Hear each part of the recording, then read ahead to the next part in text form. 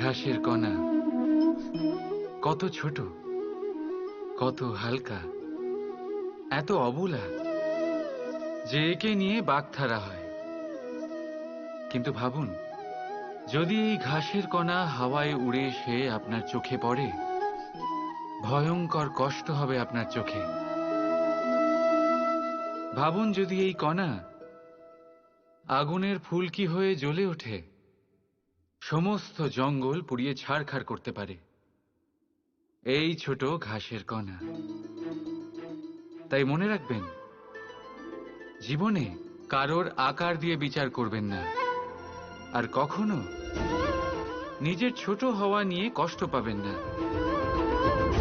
কারণ ছোট অস্তিত্ব সময় হলে বড় বড় অস্তিত্বকে সমাপ্ত করে দিতে পারে।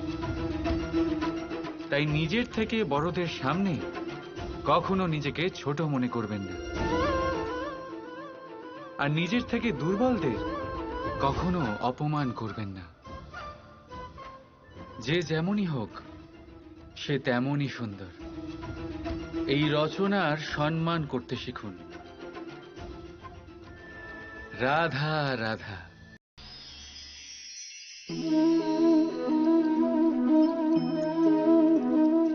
আসুন,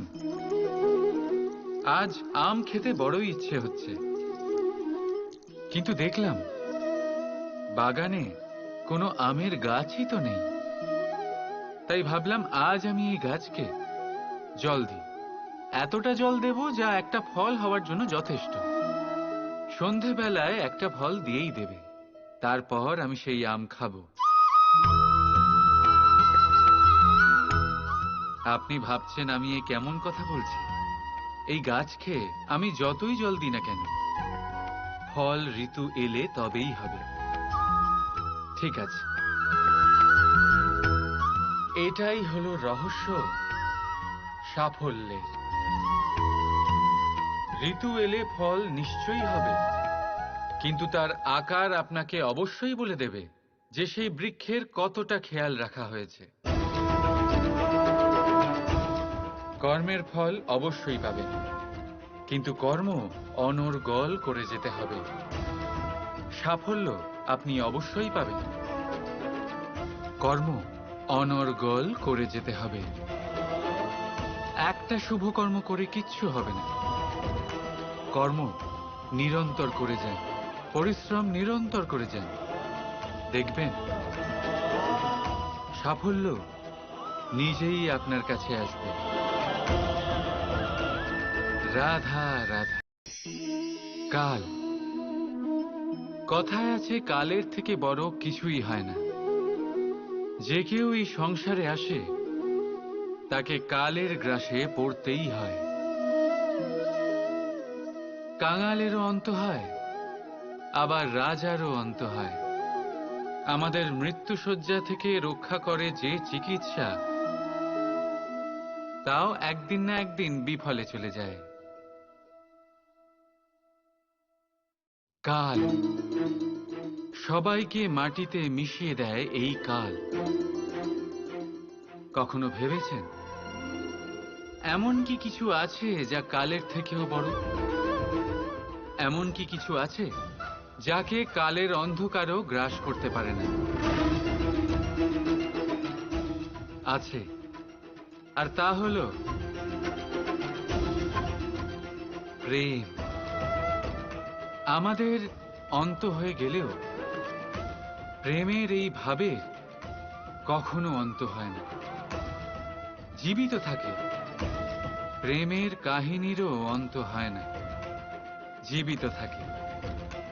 এই প্রেম প্রেরণা হয়ে কালের থেকে বড় হয়ে জীবিত থাকে। তাই যদি আপনি কালে না হারাতে চান, তাহলে সবাইকে ভালোবাসুন। এই প্রেমের বন্ধনে বাঁধলে এই জীবন মৃত্যুর বন্ধন থেকে মুক্তি পাবে। রাধা রাধা। এই সূঁচ দেখতে পাচ্ছেন আপনি? এটা শুদ্ধ লোহা দিয়ে তৈরি। বস্ত্র সেলাই করার কাজে লাগে, অস্ত্রোপচারে কাজে লাগে। কিন্তু আপনি কি কখনো ভেবে দেখেছেন এই সূঁচ কিভাবে তৈরি হয়? লোহার এক বড় অংশকে পিটিয়ে পিটিয়ে টেনে টেনে তাকে পাতলা বানানো হয়। এরপরেই আমরা পেয়ে থাকি সূচ। ভাবুন, যদি লোহার টুকরোতে অনর্গল প্রহার করার ফলে একটা লোহার টুকরো সূচে পরিণত হয়, তাহলে আমাদের জীবনে অনর্গল চেষ্টা করার ফলে জীবনের সমস্ত অংশকে আমরা কত প্রভাবশালী কাজে পরিণত করতে পারি। শুধু প্রয়োজন দৃঢ় নিশ্চয়তা। তাহলে আসুন আমার সাথে ভালোবেসে বলুন, রাধা রাধা। বিশ্বাস, জীবনে বিশ্বাস কতটা গুরুত্বপূর্ণ। একজন স্ত্রী তার স্বামীর হাত ধরে যে কোনো জায়গায় যেতে পারেন, এর কারণ হলো বিশ্বাস। তার নিজের স্বামীর ওপরে বিশ্বাস আছে। যখন একজন মা তার ছোট বাচ্চাকে কোলে তুলে হাওয়ায় ওঠায়, তখন সেই বাচ্চা ভয়ভীত হয়ে যায় না। তার কারণ হলো বিশ্বাস। তার বিশ্বাস আছে যে তার মা তার কিচ্ছু হতে দেবে না। এক বৈদ্যের দেওয়া ঔষধ সন্তান কিছু না বুঝে শুনেই খেয়ে ফেলে। সেই বৈদ্যের জ্ঞানের বিষয়ে তার কোনো ধারণাই থাকে না। শুধু নিজের পিতার উপরে বিশ্বাস আছে যে তার পিতা তাকে খারাপ কিছুই দেবে না। যখন এই সংসারের প্রতিটা বন্ধন বিশ্বাসের উপরে দাঁড়িয়ে আছে, তাহলে কেন এই বিশ্বাসকে আমরা জীবনে আনতে পারি না? আপনি নিজেই দেখুন, এই বিশ্বাস নিজের জীবনে এনে দেখুন, সবকিছু আরো সুন্দর হয়ে যাবে। তাই ভালোবেসে বলুন, রাধা রাধা।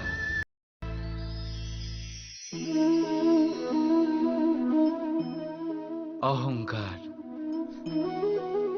এই শব্দটা সবাই শুনেছেন। বহু মানুষকে আপনি এটা বলতে শুনেছেন যে ওই ব্যক্তির অহংকার আছে, ওই মানুষটির ক্ষমতার অহংকার আছে, ওই ব্যক্তির নিজের রূপ নিয়ে অহংকার আছে, ওই ব্যক্তির নিজের অর্থের অহংকার আছে, ইত্যাদি ইত্যাদি। কিন্তু এই অহংকার, এর অস্তিত্ব হয় কি করে? এবারে একবার এই হাতটা দেখুন। যদি এই হাতের 5 আঙ্গুল উঠে দাঁড়ায়, আশীর্বাদ। আর যদি এই হাতের 5টা আঙ্গুল একসাথে মুঠো হয়ে যায়, শক্তি, সংকটের বিরুদ্ধে ঢাল। কিন্তু এই একটা আঙ্গুল সংকটের কারণ হয়ে দাঁড়াতে পারে। এই একটা আঙ্গুল শত্রুকে আহ্বান জানায়। এবার অহংকার বলে এই শব্দটাই দেখে নিন। আমাদের থেকে আলাদা হয়ে গেলে হয় অহং। অহং অর্থাৎ ব্যক্তির মনে হয় যে সে আপনদের থেকে, নিজের বন্ধুদের এবং সঙ্গীদের থেকে, নিজের পরিবারের থেকে অনেক উপরে, অনেক শ্রেষ্ঠতর সে। কিন্তু মনে রাখবেন, এই অহংকার কোনো ব্যক্তির অস্তিত্বের বিনাশের প্রথম ধাপ। তাই ঝেড়ে ফেলে দিন এই অহংকারকে, আর বিশ্বাস করুন আমাদের ওপর, কারণ তখনই আপনি শান্তি পাবেন। আর সেই শান্তির সাথেই বলে উঠবেন, রাধা রাধা। জপের এই মালা আপনি অনেকের কাছেই দেখে থাকবেন। তারা মালা জপ করে যান, ঈশ্বরকে স্মরণ করতেই থাকেন, আর প্রতিটা জপ করা পুঁতির সাথে একটা পুণ্য অর্জন করেন। কিন্তু এটাই কি সবার সাথে হয়? না। আপনি এটাও নিশ্চয়ই দেখেছেন, অনেক মানুষ বহু বছর এই মালা জপ করে যান, কিন্তু তাও কিছুই হয় না। সেই ক্রোধ, সেই অহংকার, সেই লোভ, সেই বাধা সব একই রকম থাকে। তার মানে সমস্ত পরিশ্রম ব্যর্থ। কখনো ভেবে দেখেছেন এমন কেন হয়? এই জন্যই হয় কারণ মালার পুঁতিগুলো জপতে জপতে অনেক মানুষ একটা জিনিস জপ করতে ভুলে যান, মনের জপমালা। সেই জন্য পরের বার এই মালা জপ করার আগে সর্বপ্রথম মন থেকে জপ করতে শিখুন। মনের মধ্যে যত মন্দ ভাব আছে তা ঝেড়ে ফেলে দিন, শেষ করে দিন সমস্ত দোষ। তবেই আসবে শান্তি, তবেই পাবেন সন্তুষ্টি, আর তবেই পাবেন প্রেম। রাধা রাধা। এই জলধারা দেখছেন আপনি? এই ধারাকে সাগরের সাথে মিশে যেতে হলে ওপর থেকে নিচে বইতেই হবে। যে জল নিচের দিকে বইতে চায় না, ওপরে উঠতে চায়, সে বাষ্প হয়ে নিজের অস্তিত্বই হারিয়ে ফেলে। ঠিক সেইভাবেই যে এই জল পান করার ইচ্ছে প্রকাশ করে, তাকে নিজের মাথা নত করে নিজের দু হাত পেতে সেই জল পান করতে হবে। যে মাথা নত না করে এই জল পান করতে চায়, তাকে তৃষ্ণার্ত হয়েই ফিরতে হবে। এবার এই ভুল করেন সেই সব মানুষ যারা প্রেম পাওয়ার মনে ইচ্ছে রাখেন, সেসব মানুষ যারা প্রেম পেতে তো চান কিন্তু প্রেমের সম্মুখে মাথা নত করতে চান না। এই সম্ভব নয়। যদি আপনি সত্যি প্রেম পেতে চান তাহলে তার সম্মুখে নত হতে হবে, সম্পূর্ণভাবে সমর্পণ করতেই হবে, তবেই পাবেন এই প্রেম। তাই মনে রাখবেন, প্রেমের এই মিষ্টি জল পান করার জন্য আপনাকে এই জল শ্রদ্ধা আর স্নেহের সাথে পান করতে হবে। রাধা রাধা। এই হলো তলোয়ার। সবকিছু কাটতে পারে এতটা ধার আছে এতে। শত্রুর বিনাশ করতে সক্ষম। আর অন্যদিকে এই ঢাল যে কোনো প্রহার সহ্য করতে সক্ষম। শত্রুর থেকে রক্ষার ঢাল, সুরক্ষার দেওয়াল এটা। এই দুইয়েরই কাজ আলাদা, এই দুইয়ের উদ্দেশ্যও আলাদা, কিন্তু এই দুইয়ের মূল সেই একই। দুটোই তৈরি লোহা দিয়ে। লোহার অংশ দিয়ে তৈরি এই তলোয়ার, লোহার অংশ দিয়ে তৈরি এই ঢাল। তলোয়ারের প্রধান কাজ হলো প্রহার, ঢালের কাজ হলো বাঁচানো। পার্থক্য কোথায়? পার্থক্য কেবল চিন্তাধারায়। চিন্তাধারা, এই চিন্তাধারাই তাই যা সত্য হয়ে সামনে আসে। কোনো বস্তু কোনো মানুষকে সুখী করতে পারে না, কিন্তু চিন্তাধারা মানুষের ব্যক্তিত্ব তৈরি করে। হয় আপনি এই বস্তুর ব্যবহার এই সংসারকে নাশ করার জন্য করুন, আর নয় এই বস্তুর ব্যবহার আপনি উদ্ধার করার জন্য করুন। সিদ্ধান্ত আপনার। কিন্তু আমি এটা মনে করি, এটাই আমার ভাবনা, যে আসুন না এই চিন্তাধারাকে আমরা প্রেমের সাথে মিলিয়ে দিই। আসুন না এই চিন্তাধারায় প্রেমকে যুক্ত করি। দেখবেন হয়তো এই প্রেমই সত্য হয়ে আপনার সামনে উদয় হবে। রাধা রাধা। কখনো কখনো কেউ আমাদের ছোট বলে, আমাদের বিষয়ে নীচ মন্তব্য করে। আমাদের তা ভালো লাগে না। আমরা সেটা অপমান মনে করি, নিরাশ হয়ে যাই, অসুস্থ হয়ে পড়ি। কিন্তু এর কোনো প্রয়োজন নেই। এবার আমাকেই দেখুন, কেউ আমাকে মুরলীধর বলে ডাকে, আবার কেউ আমাকে বলে ছলবাজ, কেউ আমাকে নন্দের আনন্দ বলে, আবার কেউ আমাকে মাখন চোর। এবারে বলুন, আমার নামের সামনে চোর বসিয়ে দিলে আপনার প্রেম কি আমার জন্য কমে যাবে?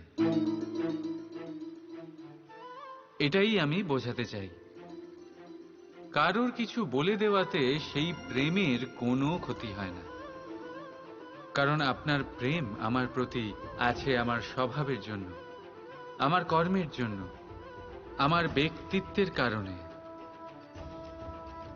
তাই মনে রাখবেন, জীবনে কেবল কর্মের উপরে মন দিন, সেই নামের উপরে নয় যা লোকে আপনাকে দিয়েছে, কারণ এই কর্ম এটাই গুরুত্বপূর্ণ। ব্যর্থ হচ্ছে এই নাম, রাধা রাধা। মেহেন্দি নারীদের শৃঙ্গার, যার হাতে লেগে যায় তাকে নিজের রঙে রাঙিয়ে তোলে। আমাদের এখানে পরম্পরা আছে যে বিবাহতে অন্য অনেক অনুষ্ঠানে এই মেহেন্দি এমনই এক পাত্রে রাখা হয়, তারপর মহিলাদের মধ্যে ভাগ করা হয়। কিন্তু আপনি কি জানেন যে এই মেহেন্দির রং সবচেয়ে বেশি কার হাতে লাগে? এই মেহেন্দির রং সবচেয়ে বেশি তার হাতেই লাগে যিনি এই মেহেন্দি সবার মধ্যে বিতরণ করেন। প্রেম, প্রসন্নতা, আনন্দ, এইগুলো মেহেন্দির মতোই হয়। যত অন্যদের মধ্যে বিতরণ করবেন ততই নিজের উপরে লাগতে থাকবে। তাই যদি আপনি জীবনে প্রসন্নতা পেতে চান, তাহলে নিজের প্রসন্নতা আগে সবার মধ্যে বিতরণ করুন, যেমন সেই হাত যা মেহেন্দি বিতরণ করছিল। নিজের সুখ, নিজের বৈভব, নিজের প্রেম সবার মধ্যে বিতরণ করুন। দেখবেন আপনার জীবনে কখনোই এগুলো কম পড়বে না। রাধা রাধা।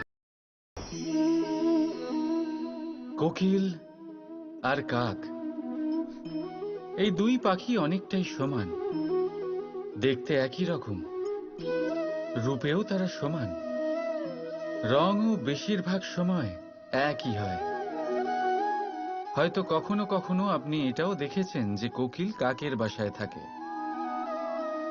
দূর থেকে যদি আপনি এই দুই পাখি দেখেন, তাহলে এদের পার্থক্য বোঝা অত্যন্ত কঠিন। এদের পার্থক্য আপনি তখন বুঝতে পারবেন যখন বর্ষার ঋতু আসবে, যখন এরা গলার স্বর বার করবে।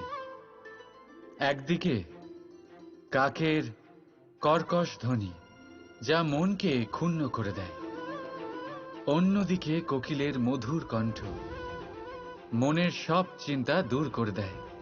দেখুন, এই দুই পাখি একই রকম, তফাৎ শুধু গলার স্বরের, আর এই তফাৎ অনেকটা। আশা করি আপনারা বুঝতে পেরেছেন। কথার এই গুণ অত্যন্ত গুরুত্বপূর্ণ হয়। যদি আপনার কথা মধুর হয়, তাহলে তা সকলের কাছে আপনাকে প্রিয় করে তুলবে। আর যদি আপনার কথা কটু হয়, তাহলে খুব সহজেই আপনাকে সবাই তার শত্রু মনে করে নিতে পারে। কথা আপনার, সিদ্ধান্ত আপনারই।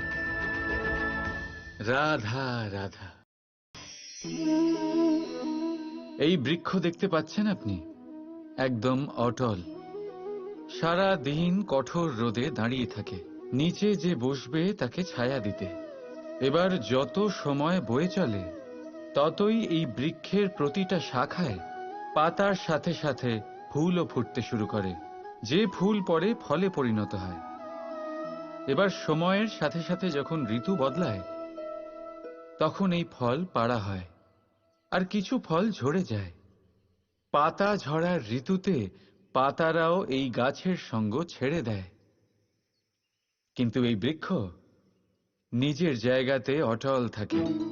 না ফল আসার উৎসব করে, আর না পাতা ঝরে যাওয়ায় শোক পালন করে। আর সেই জন্যই আমরা বৃক্ষকে পুজো করি, কারণ এই বৃক্ষ নিজের স্থানে অটল থাকে। সেইভাবেই সুখ আর দুঃখ আমাদের জীবনের অভিন্ন অঙ্গ। সুখ আর দুঃখ সর্বদাই থাকবে। সেই জন্য কখনো জীবনে সুখ এলে অহংকারে ভরে উঠবেন না, আর না কখনো দুঃখ এলেই শোক পালন করবেন। কারণ সুখ আর দুঃখ সময়রূপী, জীবনরূপী বৃক্ষের ফল। এইগুলো আসবে আবার যাবেও, কিন্তু সুখে আর দুঃখে যে ব্যক্তি অটুট থাকবে সেই পূজনীয় হবে।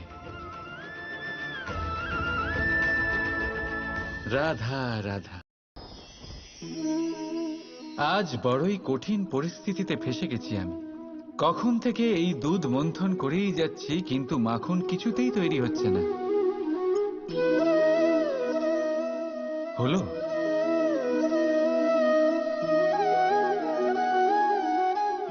এই দুধ তো কেটে গেছে, এবার কি হবে?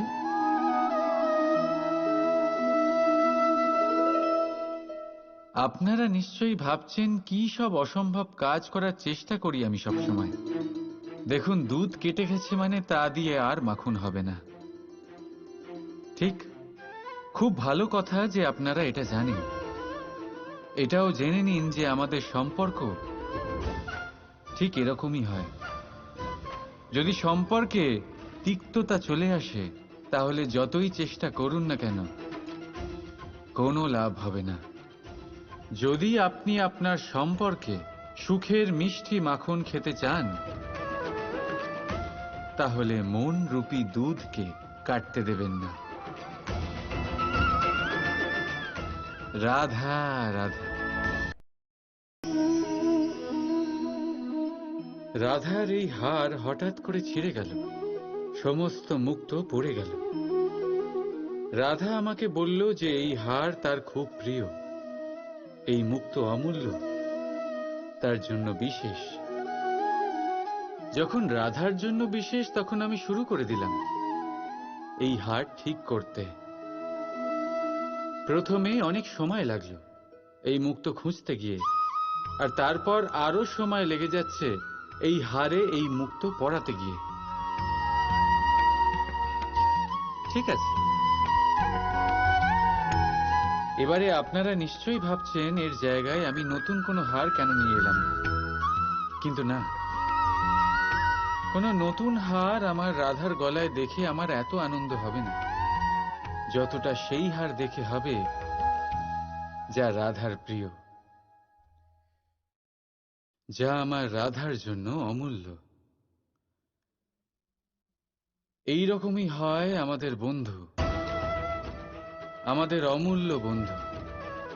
তাই কোনো বিষয়ে যদি পরিস্থিতি খারাপ হয়ে যায়, কথা কাটাকাটি হয়, কোনো কারণে মতভেদ তৈরি হয়, তখন তাদের থেকে দূরে সরে যাওয়া একেবারেই উচিত নয়। বরং চেষ্টা করুন তাদের আবার প্রেমের বন্ধনে বেঁধে নিতে, নিজের কাছে রাখতে। কারণ এই বন্ধন, এই অমূল্য বন্ধু, এদের মাহাত্ম্য জীবনে অনেকটাই আলাদা। তাই আসুন আর ভালোবেসে বলুন, রাধা রাধা।